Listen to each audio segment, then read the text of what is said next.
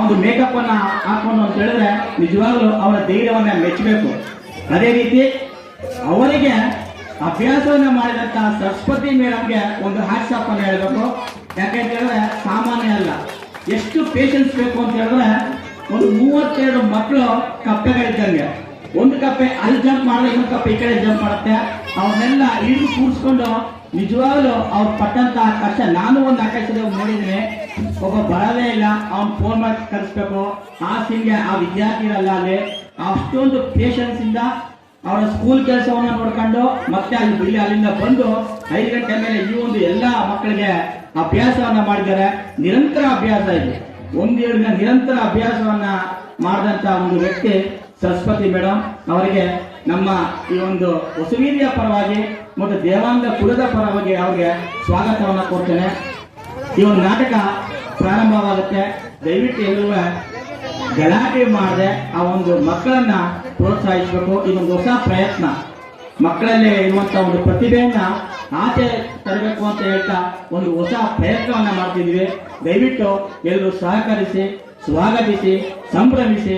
ಹಾಗೆ ಈ ಒಂದು ವೇದಿಕೆ ಒಂದು ಮುಂದೆ ಇರುವಂತಹ ವಾದ್ಯಗೋಷ್ಠಿ ಆಗಿರ್ಬೋದು, ಷಣ್ಮುಖ ಸಜ್ಜಾ ಅವರು ನಿಜವಾಗ್ಲೂ ಅವರೆಷ್ಟೇ ಬಿಸಿ ಶೆಡ್ಯೂಲ್ ಇದ್ರೂ ಸಹ ನಮಗೋಸ್ಕರ ಅವರ ಸಮಯವನ್ನ ಈ ಒಂದು ಕಾರ್ಯಕ್ರಮಕ್ಕೆ ರಿಸರ್ವ್ ಮಾಡಿ ಬಂದಿದ್ದಾರೆ. ಅವ್ರು ನಿಜವಾಗ್ಲೂ ಸಹ ಹೇಳ್ತೀನಿ, ಒಬ್ರು ಹೇಳಿದ್ರು ಇಡೀ ಕರ್ನಾಟಕದಲ್ಲೇ ಅತಿ ಸ್ಪೀಡ್ ಆಗಿ ಕೀಬೋರ್ಡ್ ಬಾಧಿಸುವಂತವರಲ್ಲಿ ಸಾಲಲ್ಲಿ ನಮ್ಮ ಕೊಳ್ಳೇಗಾಲದ ಷಣ್ಮುಖ ಸಜ್ಜಾ ಇದ್ದಾರೆ ಅಂತ ಹೇಳಿದ್ರೆ ನಮ್ಮ ದೇವಾಂಗ ಕುಲಕ್ಕೆ ಒಂದು ಹೆಮ್ಮೆ. ಅವರಿಗೆ ನಮ್ಮೆಲ್ಲರ ಪರ ಚಪ್ಪಾಳೆಯನ್ನ ಹೊಡಿತಾ ಒಂದು ಕಾರ್ಯಕ್ರಮವನ್ನ ಸೂತ್ರಧಾರಿಯ ಮುಖಾಂತರ ಪ್ರಾರಂಭಿಸೋಣ.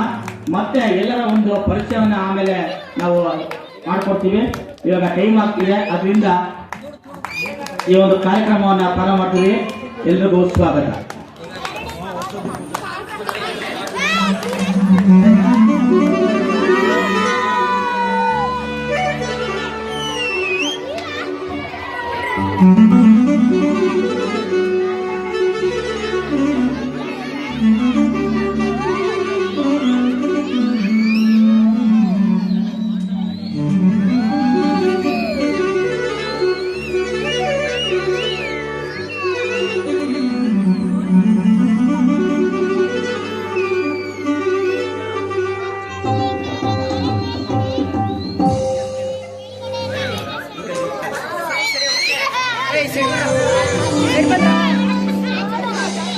Hey,